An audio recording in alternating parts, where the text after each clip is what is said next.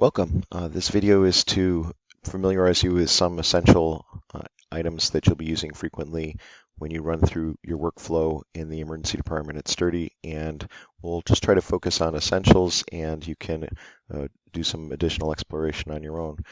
Right now we're logged into Build, and we're going to first check in. As always, checking in is the first thing you do, and checking out is the last thing you do. You notice after you log in, your name will appear here, and so you just pull down this little, what they call a hamburger menu, and check in. I've checked in before, so my affiliation, my default relationship is already here, but if you're checking in for the first time, you have to assign yourself a relationship. So that's done. I've also associated myself with a color, which you can always change if you wish. So let's check in. So right now we're at launch point, and launch point, going back to launch point, it's the buttons right here, so it's always accessible. If you're in a patient's chart, you can go straight back to launch point through here, and launch point is one of the areas where you're going to spend a lot of your time. It is fairly self-explanatory, but as you get used to it, the items on the menu will become more familiar. Initially, it seems like there's a lot on here, but once you start navigating it, you'll feel more comfortable. I'll point out a few things. First of all, you'll already notice that as you move your mouse along and hover, you will discover that the titles for items will come up. So if you see icons, the icons will, and that was an accidental click with my very sensitive mouse, but you'll see even you hover over, you can tell in this particular case, allergies have not yet been documented, so you can tell what these things mean. This is a section 12 here. These will be, when you assign yourself to a patient, your icon, your color, and your initials will appear here. Moving rightward tells the details of the patient's visit, why they're here, and this is the area where you can place comments to and from the patient's, if you're provided to the patient's nurse. These comments, as you can see here, will be visible on the board, so it's important to not place comments that are going to be inappropriate, but these comments, you can place the comment up there, and once the task is done, the comments can be deleted by either party. So looking here, these are the patient's vital signs. This indicates the vital signs are critical. Here, it's the listing here just is a reference to the medications, labs. These are labs that are in progress that have been collected, but the red indicates they're not yet completed. And that was also a very sensitive mouse on my end. This indicates that the labs are completed, and by clicking on them, you can see the status is complete. We can go into reviewing the labs later, but we're just showing the overview now. Again, you can hover over these things and figure them out on your own, so I won't spend too much time with them. This indicates the status of the patient, whether they're assigned or not. This is a field of interest for providers because if you see a number here, this indicates that either you have labs to review or you have orders to co-sign. So this is one of those areas where if your eye trains on that, you'll realize that there's a few things to do with this patient. And you can see it all from launch point. So you can see multiple patients at once and see what you have to do by looking at that. Moving off to the far right here, this indicates the documents for this visit. So in this patient, there's an empty document. There's no document started. If you move down here, you see somebody's started the document and it's in progress, and that's indicated. Here you have two documents. So you have one provider who had logged on, and then you have another provider who had actually initiated the document. So they get stacked. So if you sort of move your mouse over them, you can click on whichever document you're trying to select. But if you just hover over the area and then move off into the box, you can see see exactly what's there. So let's now that we're checked in, let's move into a patient, and let me see. We're going to select a patient down here with some vital signs so we can do a few things. And I think we're going to select this patient, Melissa KK Test, who's here for chest pain. So first thing to do is to assign ourselves, so we can click on this area and assign ourselves to a patient. And there I am, assigned. And now I'll point something else out in Launch Point. You have this up top here, you have this bar across that sort of indicates this would be all the patients in the emergency department. I'm going to point something out. This here now we're clicked on this, and none of these fields below which actually do filtering. Now that you're clicked in here, you get to see all the patients who are in the emergency department in the various settings, the various areas of the department. And you can scroll through up and down to see. Just do that quickly so you can sort of appreciate they're in different areas. You can see these patients are in hyperbaric, or what we call infusion. If you click across, you see the different pods. So notice when I clicked here, this does not mean necessarily that no patients are in pod A. There's a filter that was applied my patient. So if I unclick that, we can see the patients assigned to all or no providers. In this case, no providers because nobody's assigned here. All the patients in pod A, all the patients in pod B. You can see there's actually some showing the bed availability as well because we clicked empty beds was clicked upon, so we can get rid of the empty beds. See how the filtering works. And then pod C, which is room 21. Again, it's if we unclick the empty beds, we can see all the rooms in 21 are currently filled. And then looking in the I'll click on my patients, looking in the quick care area, which is pod D. And these are also self-explanatory: the pre-arrival patients and patients in waiting rooms. So let's do a little bit of the filtering. So all the patients in the sturdy emergency department. Let's say I wanted to know, for instance, which patients have critical lab values, because once the labs get resulted, critical lab values are identified, and we can click on critical. Now we're seeing all the patients who currently have critical lab values in the emergency department, and you see this appears red here. So these are the patients with critical values.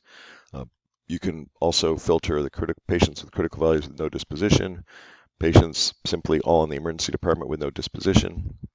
You can look at all the unassigned patients in the emergency department.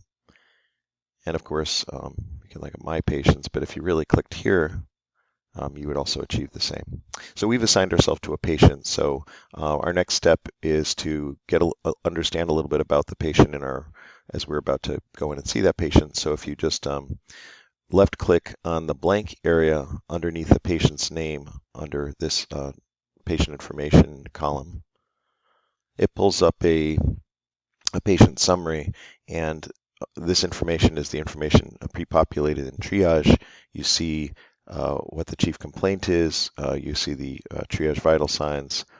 This patient does not have any home medications listed, and if we look off over here, you can also get some vital information. This denotes obviously the acuity level, allergies that were noted, and if there were clinical notes on this patient, they would be listed here, and any prior visits would be listed here as well. And then there's information about if you scroll down to the right here, you can get all the social history information that's sort of hidden at the moment. Now now you have enough information that you'd be going in your normal workflow and going off to see this patient. Let's just say we saw the patient, we went in, we did our exam, and we come back. We sometimes have the time to initiate our notes. Sometimes we're just putting in orders and going off to another patient. There's different ways to put in the orders. Let's talk about just getting the orders in before we start any notes. One of the ways you can enter orders is right here. You can just click on this, and this will get you into orders. But I'll show you another way you can do it from Launchpoint. So I'm going to close this for a sec. And right now what I'm doing is I'm going to right click. So I'm right clicking and pulling up my right click menu. Aside from going back and forth in and out of Launchpoint to see the patient list and filter and obtain information on your individual patient and see information such as labs or and tasks that you have to perform and orders that you have to co-sign. One of the other very frequently used items is going to be this right-click menu. So when you right-click here, you'll see you have an ability to add orders, which is probably the way you're going to be adding orders most of the time. And moving down the list, you can see other features that are that are somewhat self-explanatory. I will point out to you something we're going to do later, that this is also the best juncture to, or the best area to choose the disposition for a patient. So these three items here, whether you choose to discharge the patient, and this very sensitive mouse is just going to town on me today. So whether you choose to discharge the patient, may you not have a sensitive mouse on your first day of Cerner.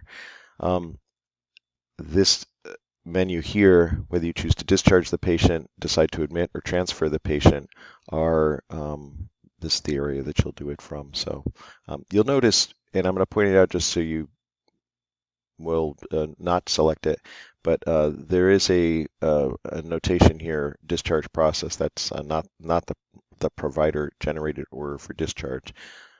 These three right here in the center are the ones you'll go to. So we've seen our patient. We have decided we're going to put in some orders. So let's go ahead and do that. Okay, so we're going to right click on this area and add an order.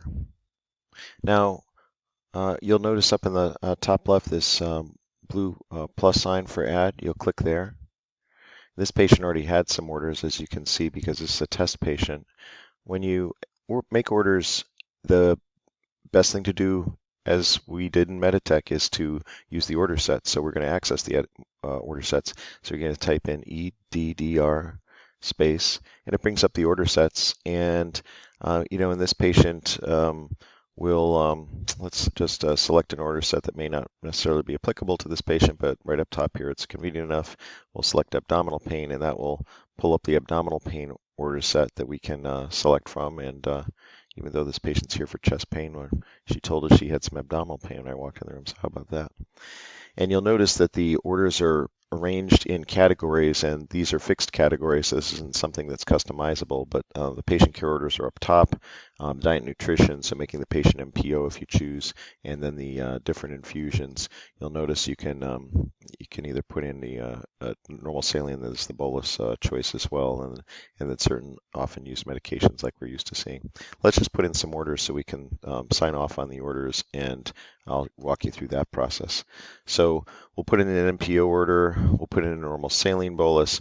You'll notice once I selected that, there's issues with that order that must be completed, and that will turn up later. We don't have to complete that now. It will prompt you, and I'll show that to you. We'll also do the same. We'll order some morphine for this patient. Same thing here. It's going to want to know a dose, so we're going to have to put that in later. I'm going to scroll down a little bit more and select a few more things. And forgive my clunky laptop mouse here because I'm dragging along. You're going to be so slick when you do this with your mouse. It will be a thing of beauty. So there's the CBC, and put in a few more labs here just to make things interesting. And I think we have enough things here. We can let's do this. We've decided upon this as a younger, healthy person. We're not going to be waiting for that creatinine to come back, and we're going to we have the suspicion to get a CT with contrast, so we're going to add that too. Now let's click on orders for signature. And this is where the prompts are going to start to come up. So we actually want an IV in this patient, IV Zofran, so we're going to select that. It's prompting us for the Zofran order that we put in. And now it's going to go down, and we're still seeing a few things that need to be addressed here. Let's say I don't click on this order to address those items. Let's just say I want to place these 8 orders. It's going to say, well, you can't do that. There's missing fields to complete. So we can just do that by clicking on first detail, and it'll take us into each order and prompt us for the things that we need. So we wanted to give a 1 liter saline bolus, so we'll do that. We can sign off on that.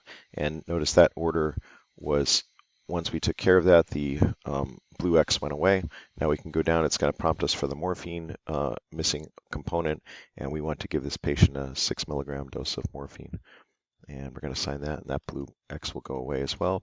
But lo and behold, there's something more to do. I believe it's the CT scan, and there it is. And a reason for a CT scan is going to be right lower quadrant abdominal pain. And we're going to sign that too.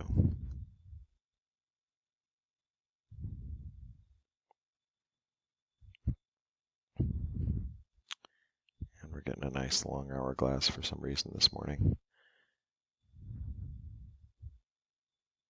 All right. right, while that's signing, we're reaching the end of our video, so we're going to start the next video. 15-minute limit.